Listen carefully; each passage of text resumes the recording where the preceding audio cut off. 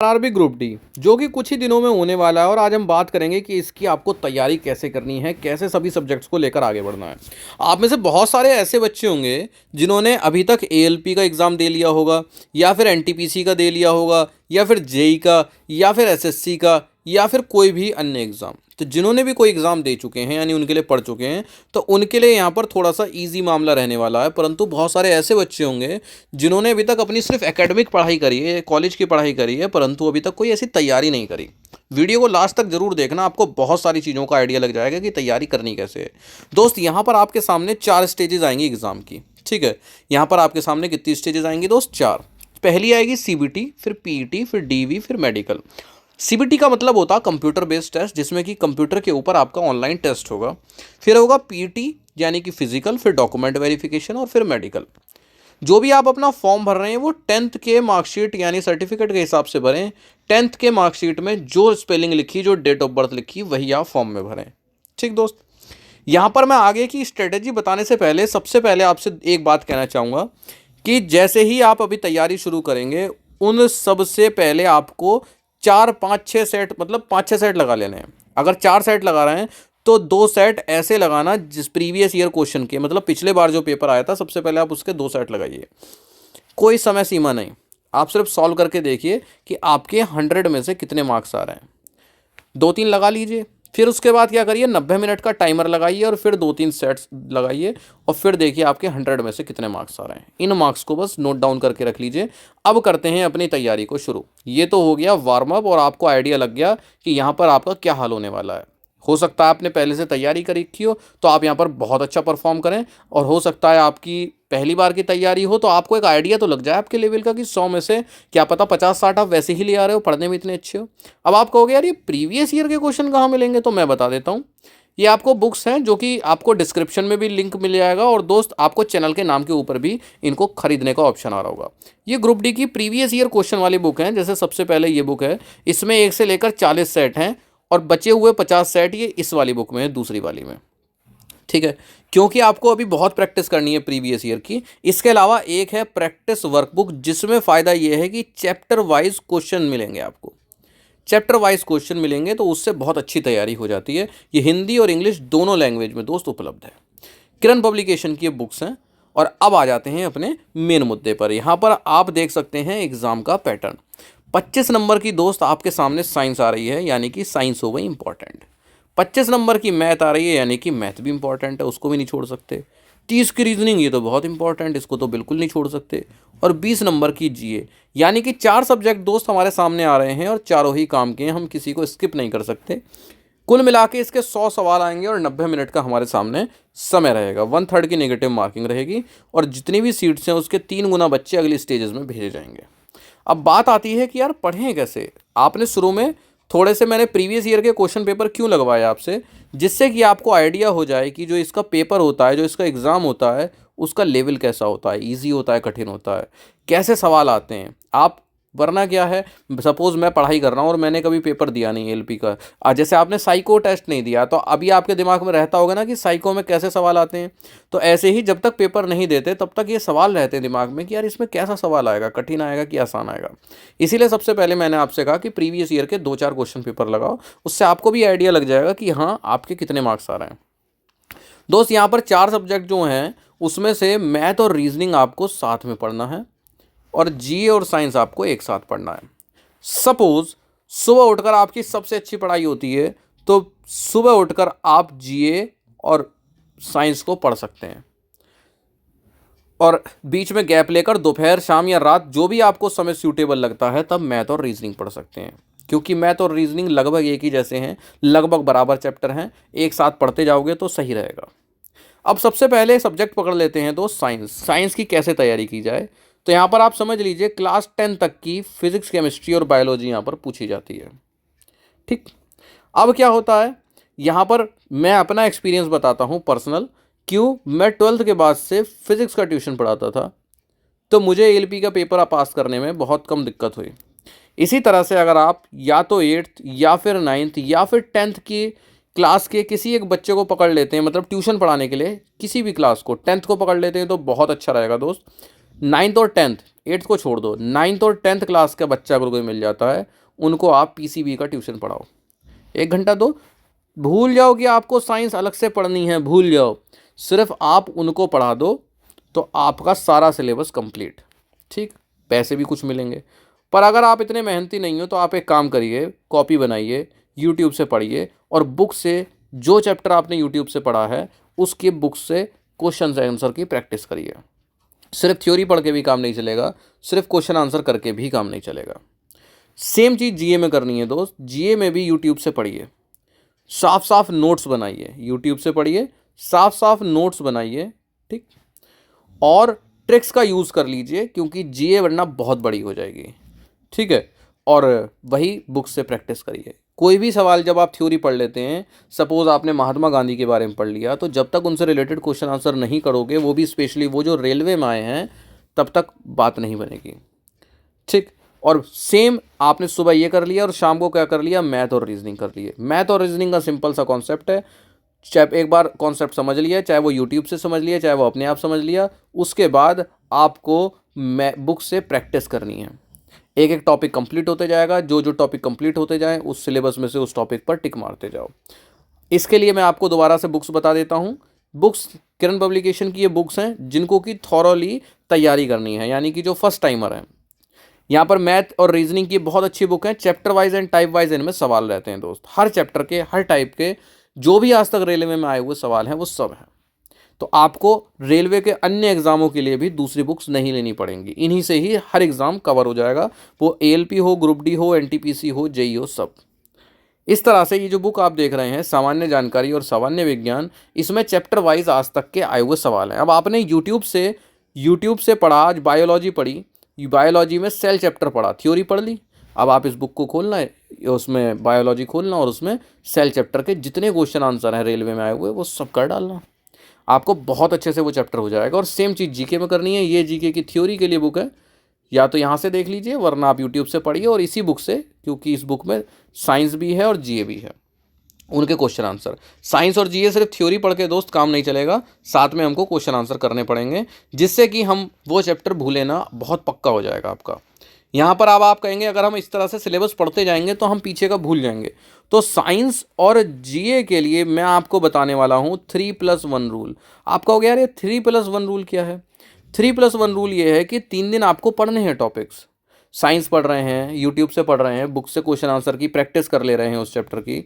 Same चीज़ आप जीए में कर रहे हैं, 3 दिन आप पढ़िए, चौथे दिन उसको रिवाइज करिए जो अब तक पढ़ा 3 दिन तक, तो आपको वो बहुत अच्छे से याद रहेगा। सेम चीज़ जीए में करनी है, 3 दिन आप जो पढ़ें, चौथे दिन नया ना पढ़ते हुए उस 3 दिन वाले को रिवाइज किए। इस तरह से 3 दिन आपको पढ़ना है, फिर 1 दिन रिवाइज, 3 दिन आपको पढ़ना है, फिर 1 दिन रिवाइज। जबकि मैथ और रीजनिंग में आप 6+1 रूल ले सकते हैं, यानी 6 दिन आपको पढ़ना है और संडे को मैथ और रीजनिंग में जो 6 दिन में पढ़ा है वो सिर्फ और सिर्फ रिवाइज करना है। बहुत अच्छे से आपको याद रहेगा। ये मैं किसके लिए बता रहा हूँ? जो फर्स्ट टाइम तैयारी कर रहे हैं, क्योंकि वो जब नए टॉपिक सीखेंगे तो एक साथ आप कितना सीख लोगे, भूल जाओगे।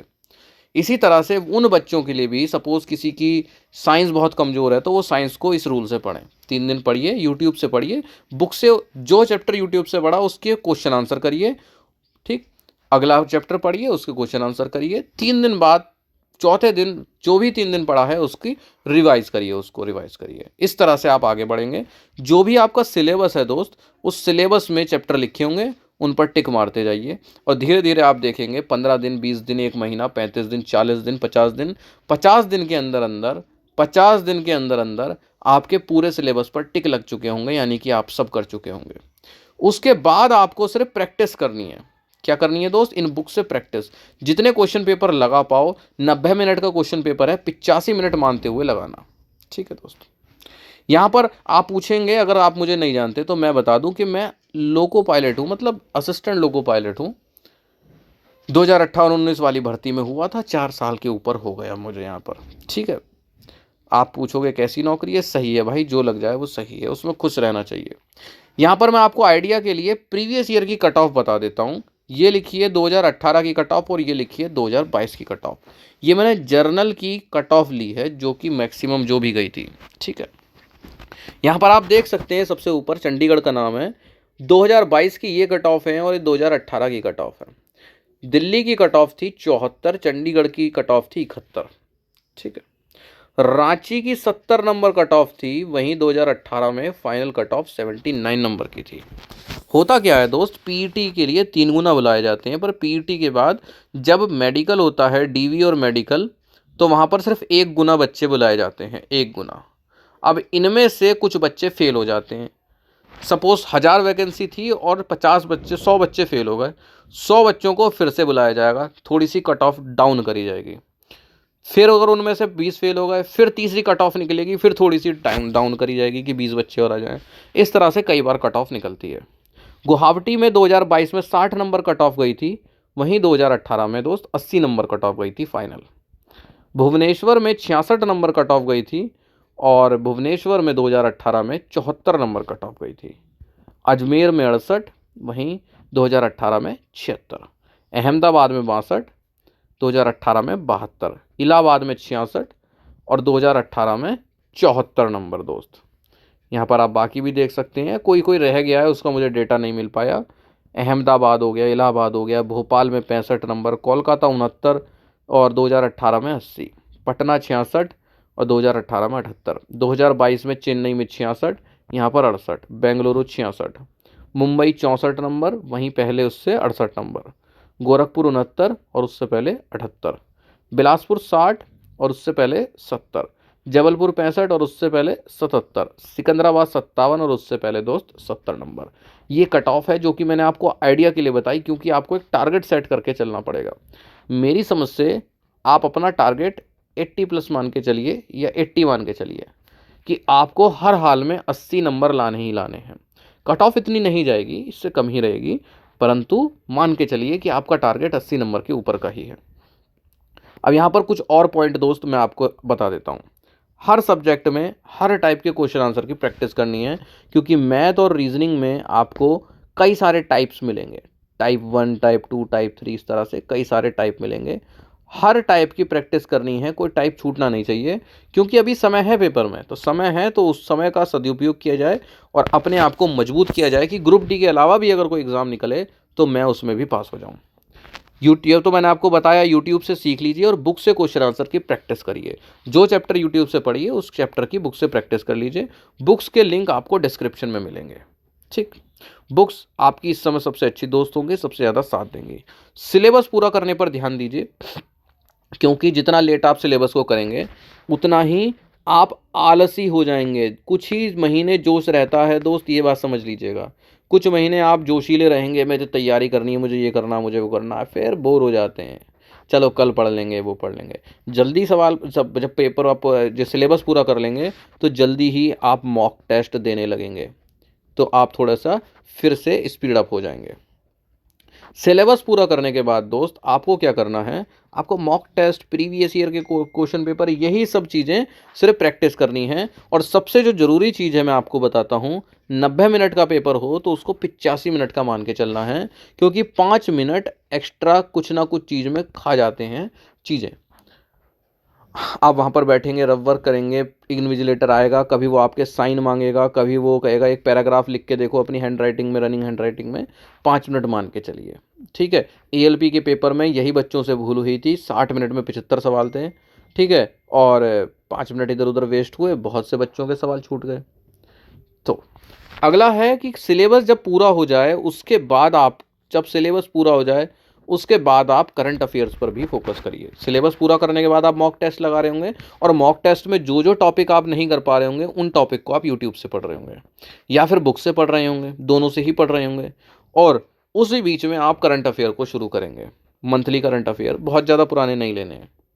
ठीक है, और मॉक टेस्ट के साथ साथ आपको ये फोकस भी रखना है कि मैं क्वेश्चंस को जल्दी से जल्दी फास्टली सॉल्व कर पाऊँ, जिससे आपकी स्पीड को बढ़ावा मिले।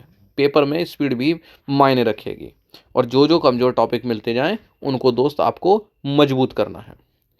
फिजिकल टेस्ट होगा उसके बाद, सीबीटी के बाद। यहाँ पर दोस्त कुछ लड़के बुलाए जाएंगे, कुछ लड़कियाँ बुलाई जाएंगी। ठीक है, ये रही फीमेल्स, ये रहे मेल। ये मेरी खतरनाक पेंटिंग, ठीक है, ये फीमेल है और ये हमारा भाई मेल है। यहाँ पर सबसे पहले आपको 100 मीटर भगाया जाएगा, 2 मिनट का समय मिलेगा। आप कहोगे तो मैं बहुत आसानी से भाग लूँगा, तो वो क्या करेंगे, लड़कों के ऊपर 35 किलो का कट्टा रख देंगे। आपको 35 किलो का कट्टा एक जगह से उठाना है, 100 मीटर उसको दूर लेकर जाना है 2 मिनट के अंदर।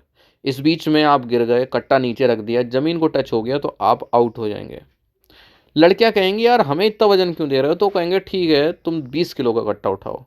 उनको 20 किलो का कट्टा दिया जाएगा और उनको भी नीचे नहीं रखना और पूरा पार करना है। समय सेम है, 2 मिनट।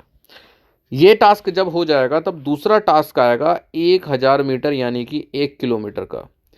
1 किलोमीटर दौड़ करनी होगी। लड़कों को समय मिलेगा 4 मिनट और 15 सेकंड का, वहीं लड़कियों को समय मिलेगा 5 मिनट और 40 सेकंड का। जो बच्चे इसमें पास हो जाएंगे वो आगे बढ़ेंगे। कोशिश करनी है कि आप इसमें अच्छे से अच्छे परफॉर्म करें, क्योंकि यहाँ पर आपके 3 गुना बच्चे आएंगे और 3 गुना में से बाहर 1 गुना बच्चे जाएंगे, यानी 3 में से 2 बच्चे यहाँ पर फेल करने होंगे। तो आप यहाँ पर बेहतर से बेहतर अपना परफॉर्मेंस दें। तो इस तरह से आप आगे बढ़ेंगे और आगे चल के डॉक्यूमेंट वेरिफिकेशन और मेडिकल होने, जो कि सबसे लास्ट की बात है। उम्मीद है इस वीडियो में आपको पता चला होगा कि ग्रुप डी में आपको किस तरह से आगे बढ़ना है, अपनी प्रैक्टिस कैसे करनी है। थोड़ा सा तो गाइडेंस दोस्त मिला ही होगा। कन्फ्यूज़न हो आप कमेंट्स में ज़रूर पूछिएगा।